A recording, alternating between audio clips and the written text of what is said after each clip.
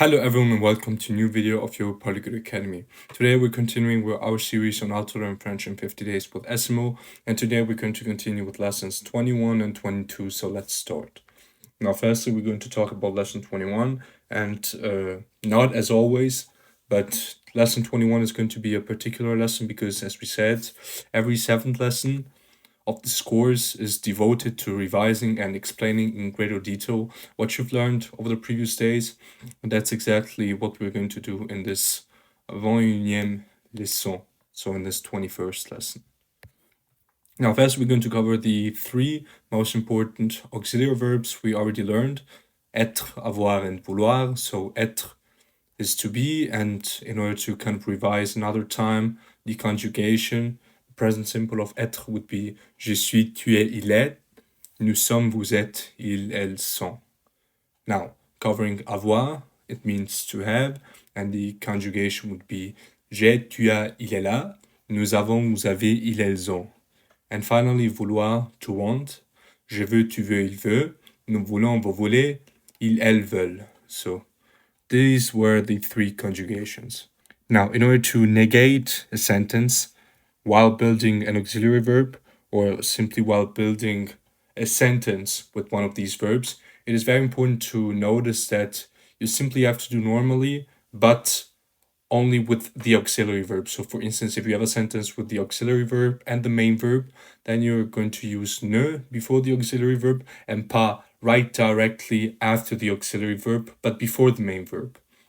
Now, the first sentence and the second one are normal. So for example, je ne suis pas libre demain, I'm not free tomorrow. You can see that ne is before suis and pas after that. And that's also the case in the second sentence. Elle n'a pas de projet, she doesn't have any plans. And the third sentence is exactly what I was mentioning earlier on. So you have nous ne voulons pas venir, we don't want to come. In this case, don't want is the auxiliary and to come is the main verb. And you can see that we have ne voulons pas. So pas is after voulons but before the main verb, and then you have venir to conclude the sentence. Now, for an interrogative question, there are 3 possibilities. Firstly, you can say simply vous voulez venir, so it would mean you want to come, and you would simply have to kind of have an intonation on the question mark, because how it's built is basically like in a normal sentence, but to kind of underline that it's a question, you have a specific intonation. So you would say vous voulez venir, you want to come, so as if to indicate that you are asking something. The second possibility is with est-ce que. We already talked about that in the earlier lessons.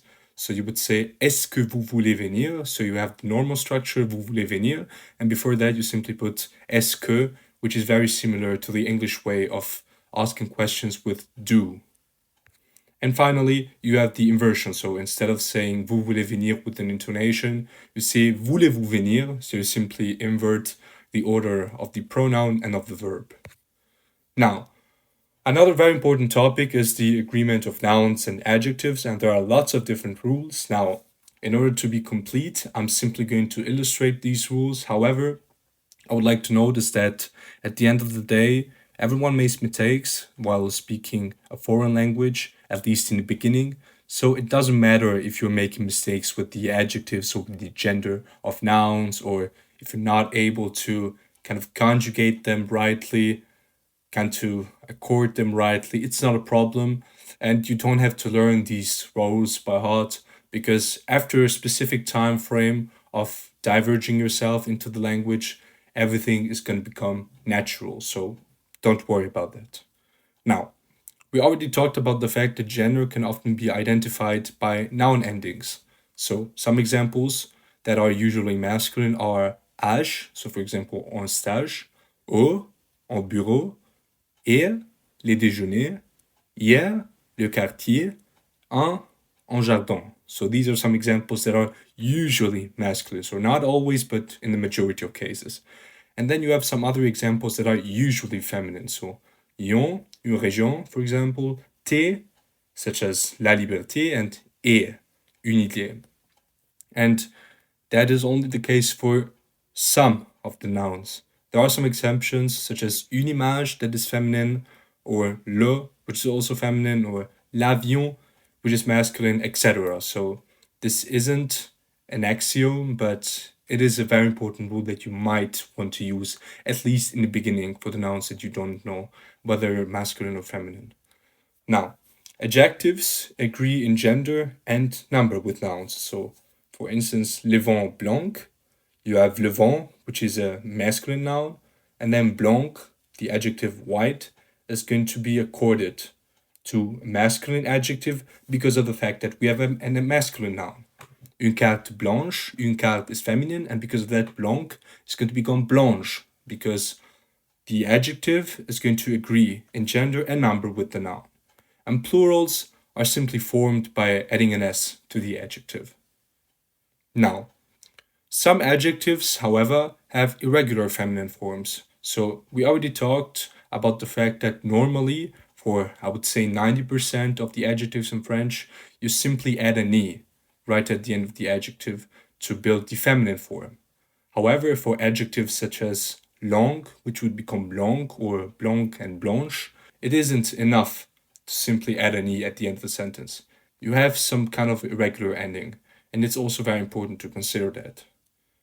Now, another important rule is that some adjectives have two masculine forms before vowels.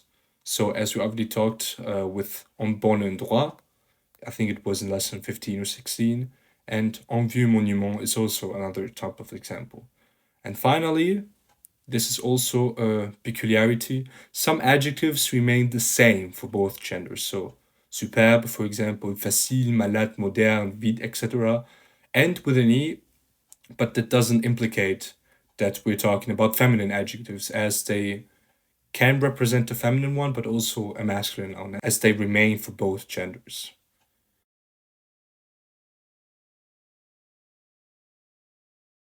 Communicate in French, we're going to start with the days of the week. So we have lundi, mardi, mercredi, jeudi, vendredi, samedi, dimanche, Monday, Tuesday, Wednesday, Thursday, Friday, Saturday, and Sunday. So these are the 7 days of the week. And note that they're not written with a capital letter in comparison to English. Now we're going to continue with the months of the year. So they're also not written with the capital letter. And the months are janvier, January, février, February, Mars, March, Avril, April, May, Juin, June, Juillet, July, Août, August, September, October, November, December. So these are the months of the year. Now, when give the date in French uses a cardinal number, not an ordinal, and puts the masculine definite article before the day, not the month, as in English. Here are some examples. Le lundi 10 mai would be Monday the 10th of May. So you can see that we're putting the article before the day, so before lundi, and not before the date as you would do it in English. So we're not saying Monday the 10th of May, but we're saying the Monday 10th of May. And we're using a cardinal number, so we're not saying 10th, but we're simply saying 10. The second sentence would be another example. Le jeudi 21 août. Thursday the 21st of August. So you're not writing 21st, you're simply writing 21 in French, so 21. And the is before the day of the week. And finally, the last topic is going to be about how to tell the time in French. Now, it was already mentioned in one of the previous lessons, but I'm going to kind of explain it with more detail to it. In French, you would usually use il est to introduce the time. So, for example, to say that it's 3 o'clock, you would say il est, and then you would say that it's 3 o'clock, 4 o'clock, etc. So 3 o'clock would be 3 heures. So how does it function?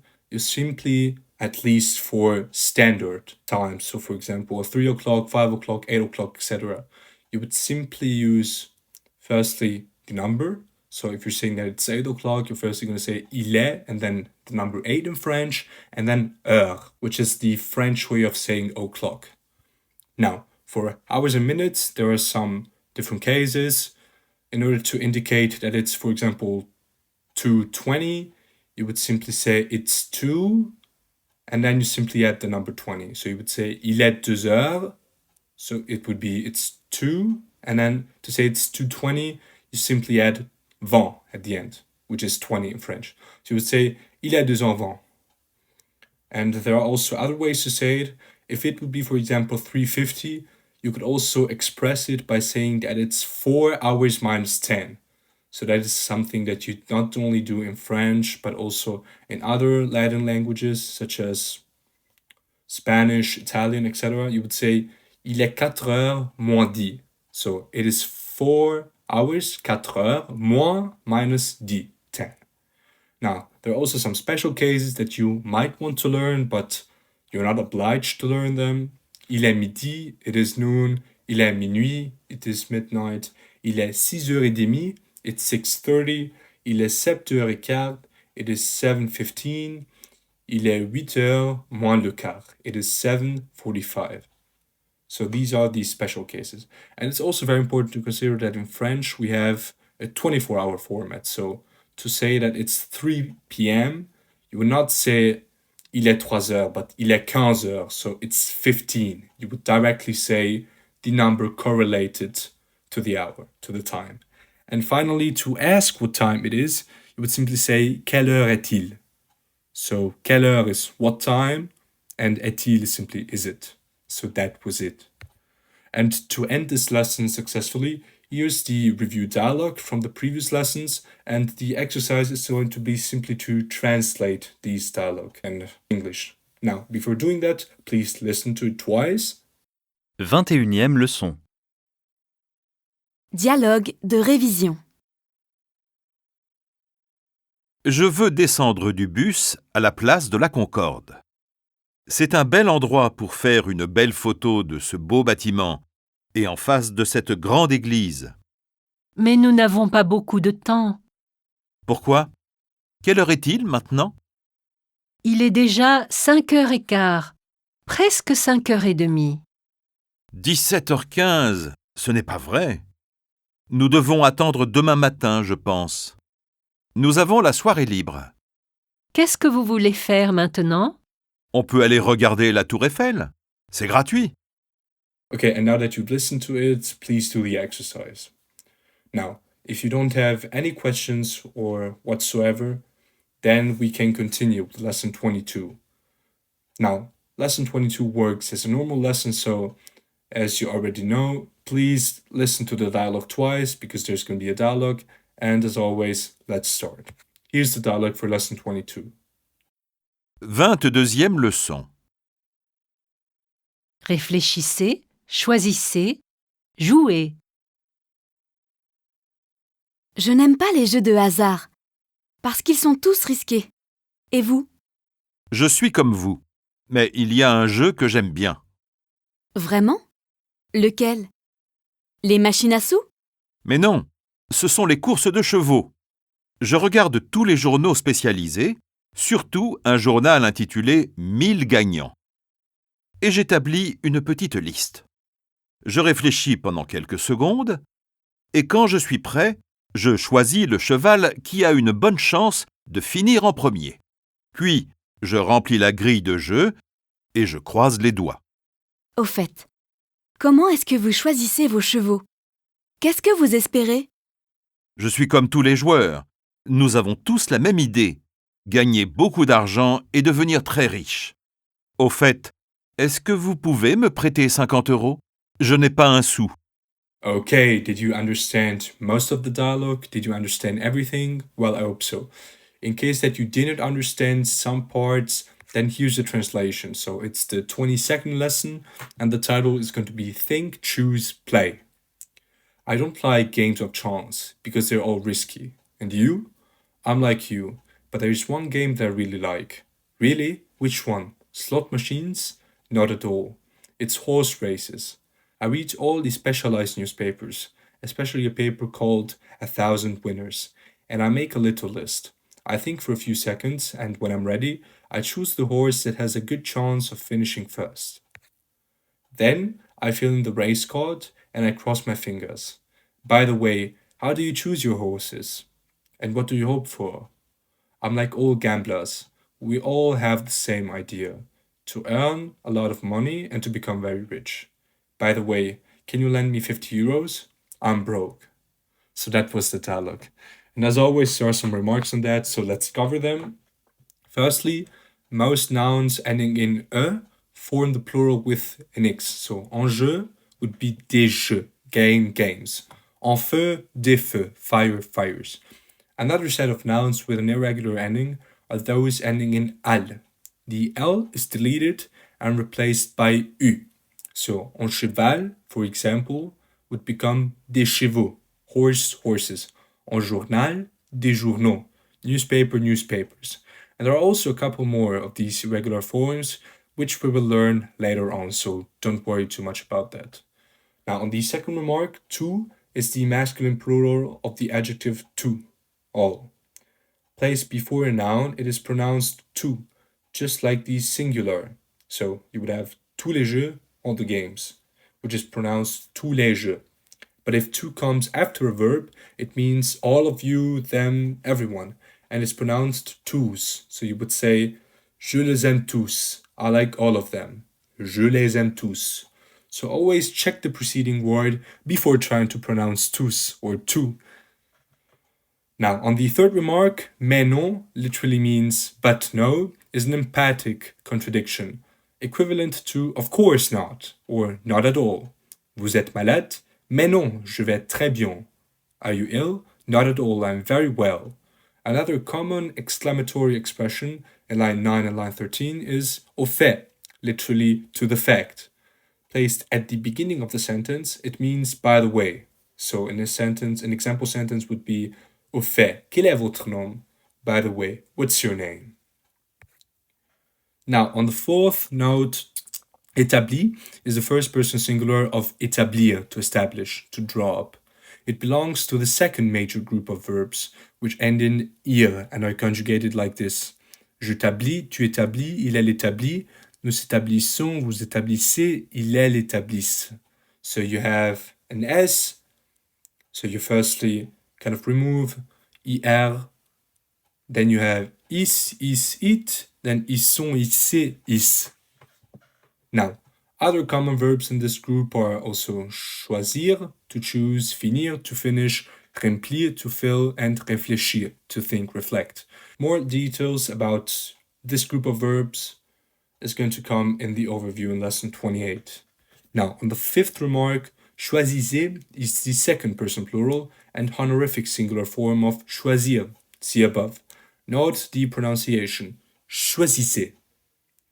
Now, on the sixth remark, gagner means to win. Elle gagne toujours quand elle joue.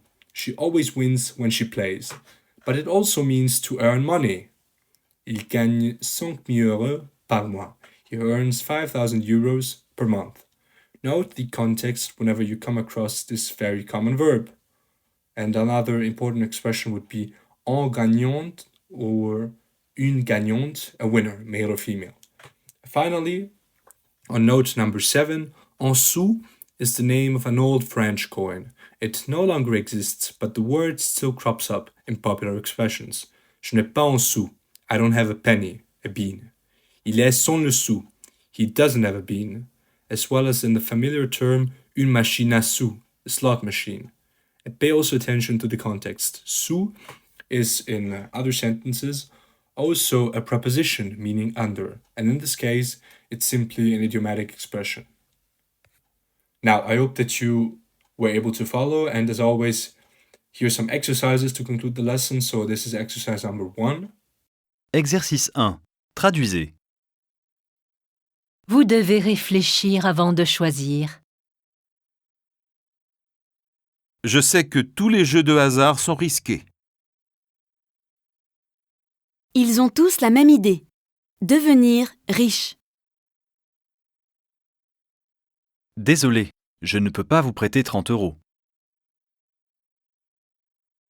Je suis comme vous, je n'ai pas un sou. And this is exercise number 2, where you'll have to fill in the missing words. And as always, thank you very much for following the lesson. If you have any questions or any wishes, then feel free to leave a comment. And as always, have a nice evening or have a nice day, and see you next time. Goodbye.